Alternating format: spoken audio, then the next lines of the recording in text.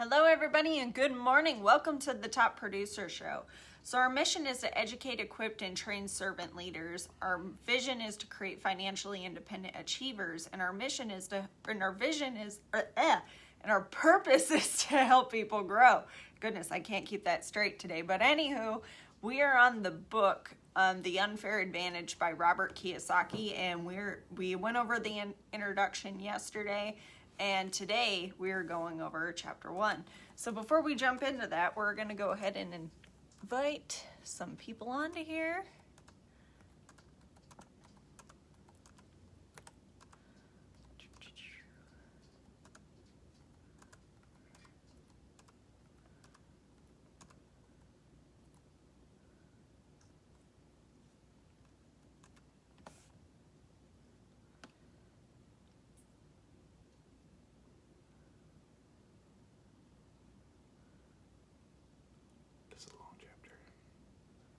Yep, we got a long chapter today, which is good because that means a lot of information for you guys.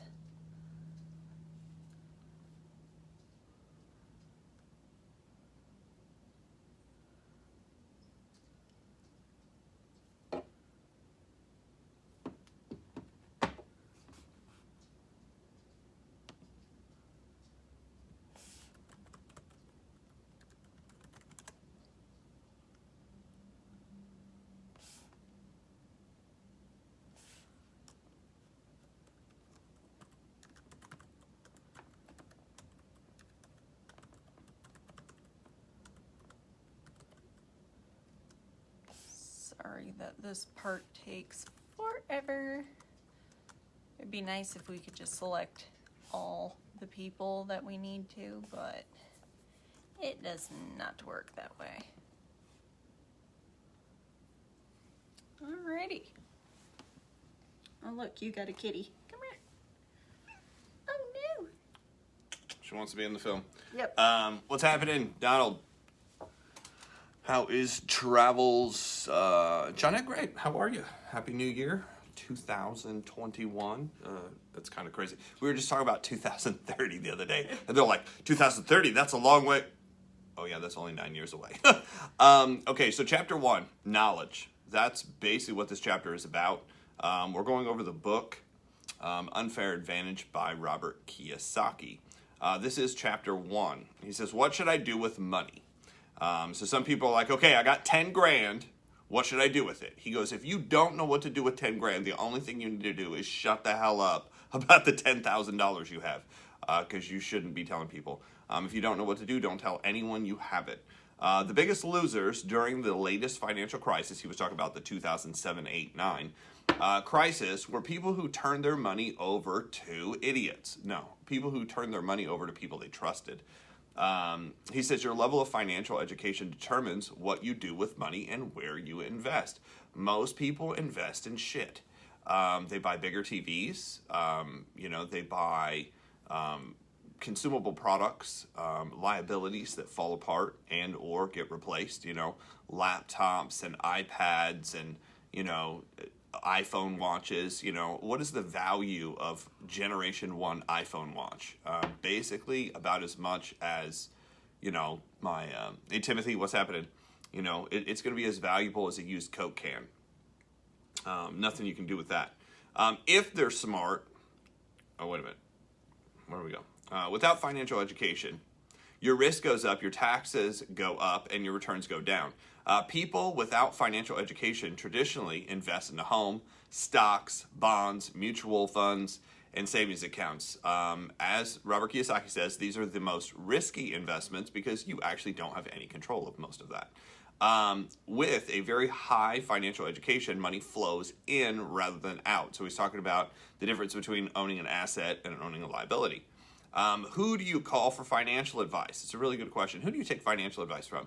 September 15, 2008, Lehman Brothers Investment Bank declared bankruptcy. Chris Gollers, what's going on? Also, Merrill Lynch, the largest stock brokerage, declared bankruptcy and sold itself to Bank of America, now is known as Lynch America. No, it's not.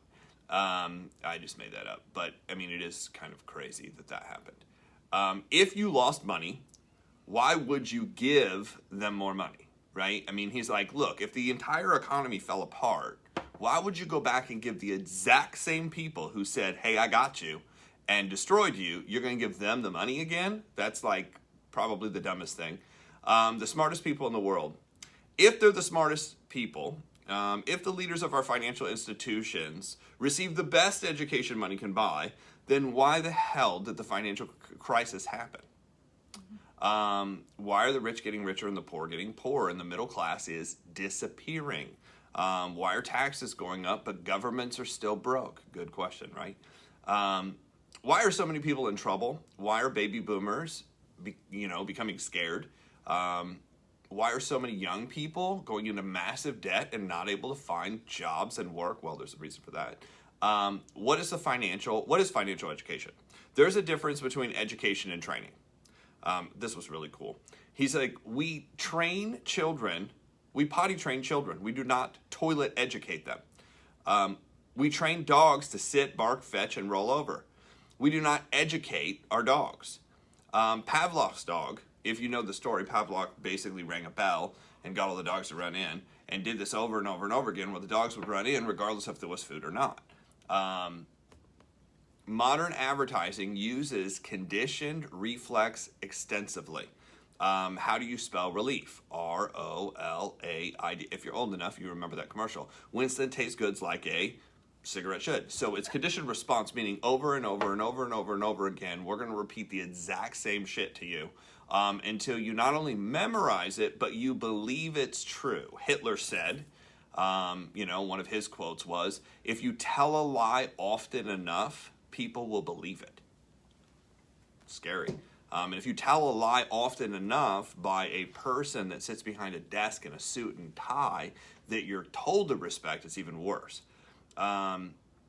So people working hard for their money without thinking turn their money over to banks and pension funds and financial advisors and just people who don't have your best interest. Many schools claim that they teach great education, but in reality, they're great trainers, not educators. And he points out the difference here. Many people are trained rather than educated when it comes to the subject of money. Because, we've all heard that go to school, get good grades, work hard, save money, buy a house. It's a great investment. Get out of debt, live below your means, invest for the long term, diversify in stocks, bonds. He basically says that program is shit. It's not going to get you where you want to go. This financial information it's not financial education, it's financial training. They're training you to go do that. They didn't say, hey, there's 15 different ways to do this. They said there's one way. And if you want to know how bullshit the school system is, look up the word university and break it down into Latin. Latin, if you break the word up, uni means one. Versity means way to learn. One way to learn. They put it right in front of your face, and most people are so stupid they never even thought of that. Robert, college is overrated, yeah. In most cases, and does there need to be education? Yes. Does there need to be some training? Yeah, you need to technically train people to function. This is not financial education, it's financial training. Worse than schools training is the fact that they're basically bringing bankers in to teach and sell, not train and educate. They're bringing the bankers in a suit and tie to convince the youth that this is the way you should do things. It's horseshit. It's actually not the way you should do things. I am certain these educators are well-intentioned, and I agree, well-intentioned people, but their conditioned reflex blinds them to the fact that bankers and financial and private institutions they invite into their schools work for the very organizations that caused and profited from the financial crisis. They're bringing in the same people. The same people who fucked it all up, they're bringing in to convince everybody. David Robertson, what's happening? These companies continue to hire students, the brightest financial minds in the world, to the best schools trained, and train them to run their companies and their financial services. This is not education, but skilled training. They might have some sales skills. They might be trained in that. But training and sales skills are different. Show me the money. He says, or send me the money. That's the financial services industry's way. The term Ponzi scheme. So a lot of people are like, oh, that's a Ponzi scheme, that's a pyramid. Most people don't know the definition of anything. Be careful who you listen to, because sometimes you'll get advice from extremely passionate, stupid people. Just because you're passionate does not mean you're correct. But a lot of people equate that the same. They're like, oh, that person's so into what they're doing. Chance Brown's here. What's up? So a Ponzi scheme. What is a Ponzi scheme? A Ponzi scheme started by Charles Ponzi from 1882 to 1949 is an investment fraud where people are paid from the fees of the newest person coming in with promise of high returns. The problem is that there end up being actually no returns. It's just coming from the people who are coming in. So there's no product, there's no service. It's just basically a chain letter, a sophisticated chain letter. And if you don't know what a chain letter is, you can go look that one up. The problem is that millions of people are still wiped out, and millions more, millions more do not trust the government and financial systems. The problem is millions of people do trust those institutions. Jordan's here, hello. The global Ponzi scheme basically works for those in financial education, is tragic for those without financial education. So he's like, if you look at what they're teaching you, the people who don't get this are screwed. The 5 components of financial education. Number 1 is history. You have to know what people have done in the past. Like most people that I know don't know how the dollar was created. They don't know how banking was created. They don't know how the Fed was created. They don't know about 1971 when we took money off the gold standard. They don't understand inflation. They don't understand taxes. Yeah, what we're going to do is if we ever have, if we don't have a weapon on us, which usually we do, if we don't have a weapon on us, we do carry a laser pointer, and we have 4 cats. So if it's dark out, we're going to point that sucker on you, and 4 cats are going to just tear up. Definitions. Most people don't know the definitions of things. Taxes. You have to understand taxes. You have to understand debt. And he said you have to understand there's 2 sides to every coin. So keep everything really, really simple is what he's going to do. He goes, one of the greatest formulas for wealth that he ever received was from his rich dad, Robert Kiyosaki, Rich Dad, Poor Dad. 4 green houses turn into 1 red hotel, right? 4 green houses turn into 1 red hotel. The value of financial education, October 19th, 1987, the Dow fell 508 points, which was a loss of 22% in one day. 22% of the market vanished in one day. In 1988, the savings and loan industry crashed, which some people predicted. Paul Zane Pilzer predicted that years before. Tony, what's happening? Followed by the real estate market crashing. Oh, that's me. Yeah, okay. In 1989, Kim's goal was to start investing, buying 2 houses a year for 10 years, a total of 20 houses, and she ended up buying 20 houses in 18 months, but she kept investing. Between the 2 of them, they reached 60 rental properties, earning over $10,000 a month, keeping their expenses at $3,000 a month. Early retirement ended for them. They decided that, sitting around doing nothing wasn't the way to do it. So they created this game called the cash flow game. I actually thought the cash flow game came second. But the cash flow game came first in 2004. The New York Times did a full-page article on the cash flow game. And then in 1997, this is cool, he wrote Rich Dad, Poor Dad, and it was published. After that, Oprah decided to have Robert Kiyosaki on a show, and you can actually watch that episode where he talks about this. And in 2000, he's like, the money started pouring in. Just like the book Think and Grow Rich talks about, like he goes, when you can come up with one idea and one idea by itself can basically create unlimited wealth. And when it starts to come in, you have no idea where it's been hiding this entire time because it comes in so fast. So in 2002, he wrote Rich Dad's Prophecy, which talked about the 2007 and 8 fall apart. In 2006, he was offered a rental property. Watch this. He was offered a 400-room hotel with a championship golf course on it for $260 million. They turned it down. And they were told they were stupid for turning it down. They were idiots for turning it down. This is going to be worth $400 million. In 2006, he appeared on a ton of programs basically talking about the collapse of everything. In 2006, he wrote Why We Want You to Be Rich. He wrote that with Donald Trump, by the way. The book was basically about the coming crash and how they didn't want the middle class to get wiped out. They're like, this is a warning for you. It's coming. In 2008, he wrote Conspiracy of the Rich, which basically talked about why they did what they did. And in 2009, this is cool. So 3 years later, 3 years after that $260 million property was offered to them, watch this, that same hotel was offered and they bought it for $46 million. What is the discount from 260 to 46 million? A lot. The seller who wanted 260 went bankrupt during the 2007 and 8 fall apart. In 2010, almost 20 years later, Kim had amassed 3,000 rental units, 3,000 doors, which is that's pretty decent. Robert focused on his primary businesses, commercial buildings, oil wells, and gold mines. By the way, he says he only invested 4 types of metal: gold, silver, guns, and bullets. That's the only thing he invests in. Mines were purchased in 1997 and 1999 for very little money because of the gold and silver prices had escalated. They had gone down during that time, so he was able to buy them for nothing. Kim's apartment units are all next to oil. They're all located in Oklahoma City and Texas. I thought that was really interesting. He goes, here's what's not cool. The problem is that funny money or phony money in the hands of a few people, so the rich get richer, the poor get poorer, and the middle class get destroyed. It worsens the economy, and the problem grows bigger. In September 2010, poverty in America was nearly 15%. Well, we added another 5% to that.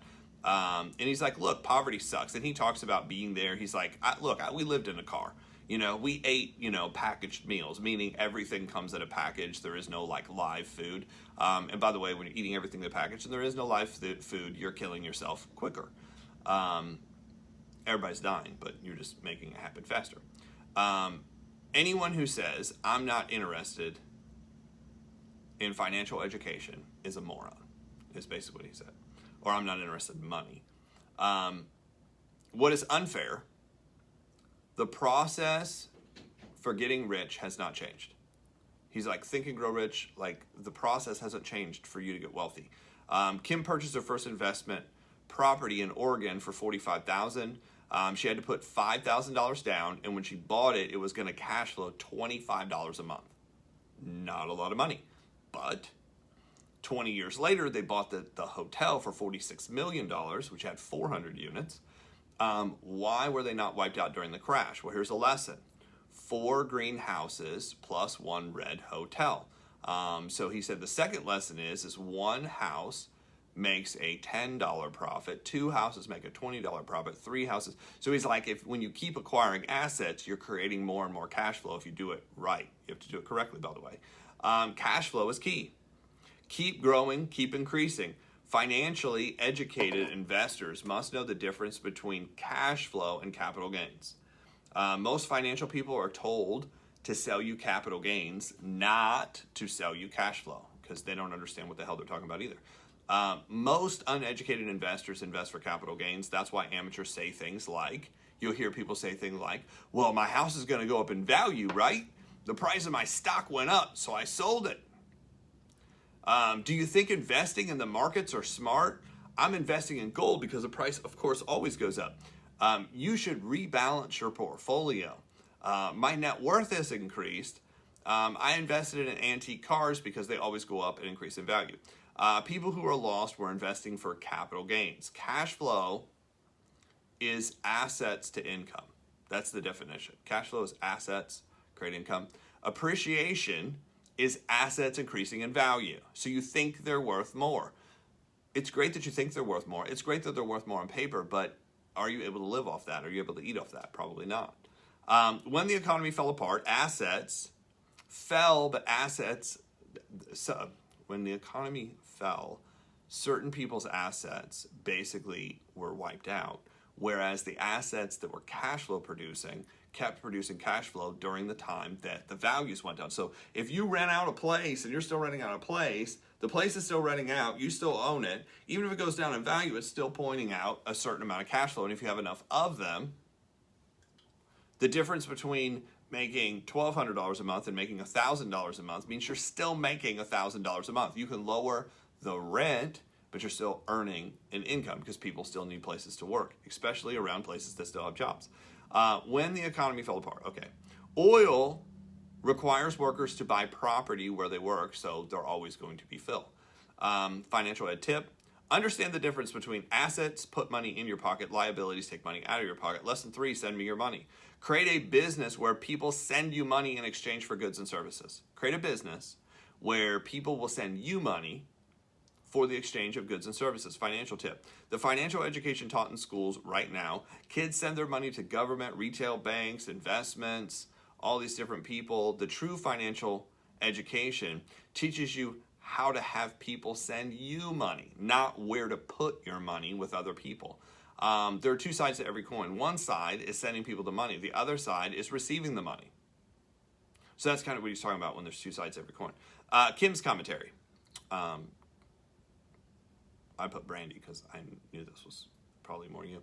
My earth-shattering realization came when I realized I had been programmed my entire life and the focus was wrong when it came to money. The key to wealth is to focus on acquiring assets, not just creating more money per hour. Not just getting a promotion, not going back to school and getting educated more, and I love it to death, but I mean, it's so true. I mean, I came from a family of educators, so, somebody I was dating at one point came to me and they said, you know what, I think I'm going to go back and get my master's degree. And I was like, okay, what does that cost? And she's like, well, the cost is about $40,000 to $45,000. I said, well, let's go high. Because, it always costs more, $45,000. I said, how long will it take you? And if it was quick, it was going to be 3 years. It was probably going to be 4. It was like a 2.5-year program that always takes longer, right? So let's say 3 years. I said, 3 years, $45,000. How much more money would you make if you had this? And we calculated it out. Guess what the difference was?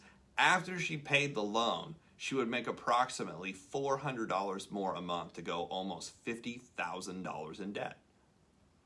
I was like, financially, that doesn't seem like a good deal.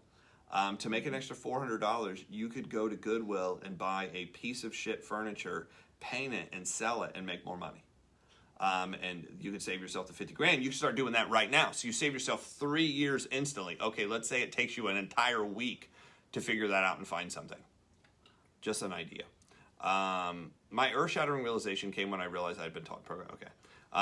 So what they did is Robert and his wife Kim started setting goals together. In fact, they set goals in basically every area: faith, family, finance, business, fitness, health, relationships, fun, entertainment, growth, education, travel, and different things.